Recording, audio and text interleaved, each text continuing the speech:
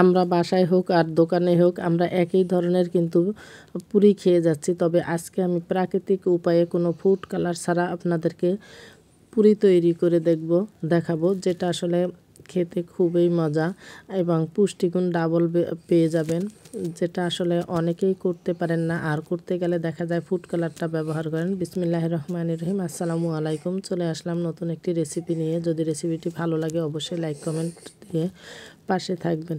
তো সর্বপ্রথমে এখানে আমি নিয়েছি এক মোটা পালং শাক। পালং শাকগুলোকে ভালোভাবে কেটে নিয়েছি, এবারে ভালোভাবে ধুয়ে সিদ্ধ করে নিয়েছি। সিদ্ধ করার পরে ওটা আমি সাইডে রেখে দিলাম এবং নিয়েছি কিছু ডাল সিদ্ধ করে। ডালটাকে এখন আমি ডাল ঘুটনি দিয়ে ভালোভাবে ঘুটে নিয়েছি, দিয়েছি শুকনো মরিচ ভেজে।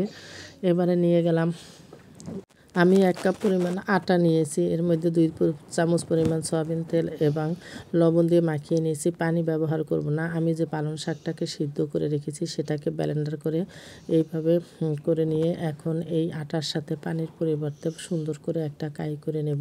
কাইটা হয়ে গেছে, 10 মিনিটের জন্য সাইডে ঢেকে রেখে দেব এবং উপরে একটু তেল দেব যাতে শক্ত শক্ত আবরণটা না পড়ে। ঢেকে সাইডে রেখে দিলাম। চলে আসলাম 10 মিনিট পরে।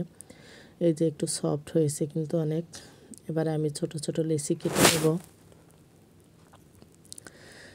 যে যেই পরিমাণ বানাবেন সেই পরিমাণ নিতে পারেন। যেহেতু আমরা সব সময় দোকানে একই কালারের খাই, আজকে একটু ফুড কালার বাদ দিয়ে অরিজিনাল কালার দিয়ে তৈরি করে নেব। তো আমি সুন্দর এরকম বাটির মতো করে নিয়ে মাঝখানে ডাল দিয়ে পুরিটা বানিয়ে নিয়েছি। আরও একটা দেখিয়ে দিই, হাতে এইভাবে বাটির মতো করে নেব, মাঝখানে ডালটা দিয়ে তারপরে বেলুন দিয়ে ছোট ছোট আকৃতি করে নেব, যে এই সাইজটা হয়। এখানে আমাদের কিন্তু টাকারও সাশ্রয় হবে, প্লাস খেয়েও তৃপ্তি পাবো। চুলায় কড়াই বসিয়ে দিলাম, তেলটা গরম করে তার মধ্যে আমি একটা একটা করে পুরি দিয়ে দিলাম।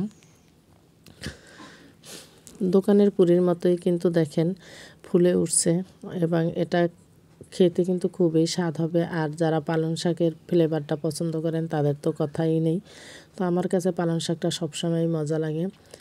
এইভাবে আপনারা আরও কালার করতে, যেমন লাল শাক আছে, লাল শাকটা ওরকম সিদ্ধ করে তার থেকে প্রাকৃতিক উপায়ে কালারটা বের করে সেই কালারও করে নিতে পারেন। গরম গরম এই জন্য মনে হচ্ছে কালারটা দেখা যায় না, যখন নামাবো ঠিকই কালারটা দেখাবো। তো আমার ভাজা শেষ, চলে গেলাম আমি পরিবেশন করার জন্য। এই যে আমার প্রায় 10 থেকে 12টা পুরি হয়েছে। এটা কিন্তু খেতে খুবই মজা, যার সাথে যদি সস হয় বা কোনো সালাদ হয় তাহলে তো আরও মজা লাগে। যেহেতু আমি পুরির মাঝখানে কিন্তু প্রচুর পরিমাণে ডাল দিয়েছি। আজ এই পর্যন্ত। সবাই ভালো থাকবেন, সুস্থ থাকবেন। আসসালামু আলাইকুম।